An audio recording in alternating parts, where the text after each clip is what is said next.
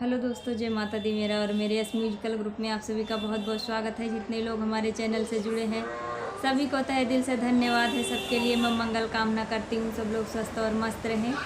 तो एक में बहुत ही प्यारा मस्त मजाकिया गीत ननद भाभी का नोक झोंक गीत लाई हूँ। जैसा होगा आप लोग कमेंट में ज़रूर बताइएगा।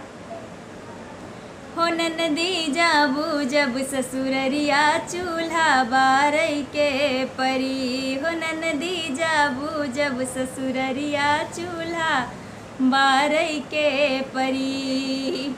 बारई के परी हो चूल्हा बारई के परी। बारई के परी हो चूल्हा बारई के परी।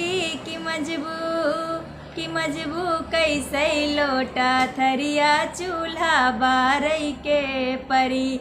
कि मजबू कैसे लोटा थरिया चूल्हा बारई के परी। अरे अबही से सब सीख ले ननदी, नाही तो पछतैबू हो, नाही तो पछतैबू। अरे अबही से सब सीख ले ननदी, नाही तो पछतैबू हो, नाही तो पछतैबू। हिया कि नाही बैठ के मौज से हुआ न खाना पैबू।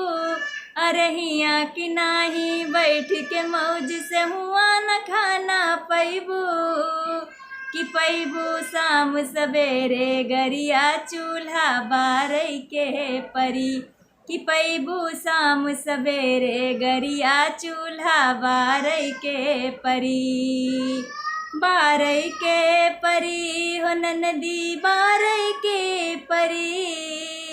बारई के परी हो ननदी बारई के परी। कि मजबू कैसे लोटा थरिया चूल्हा बारई के परी।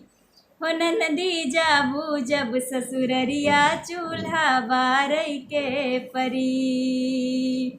दिन भर वन के घर में बैठ के छोड़ा आदत हो, बैठ के छोड़ा आदत। बिना काम के कबो के व्यर्थ न नाता जोड़ा। अरे बिना काम के कबो के से व्यर्थ न नाता जोड़ा। ना तो ससुर मनाही गुजारा चूल्हा बारई के पड़ी। कि ना तो ससुर मनाही गुजारा चूल्हा बारई के परी। बारई के पड़ी हो चूल्हा बारई के पड़ी। बारई के पड़ी हो चूल्हा बारई के पड़ी। कि मजबू कैसे लोटा थरिया चूल्हा बारई के पड़ी। कि ननदी जाबू जब ससुररिया चूल्हा बारई के पड़ी।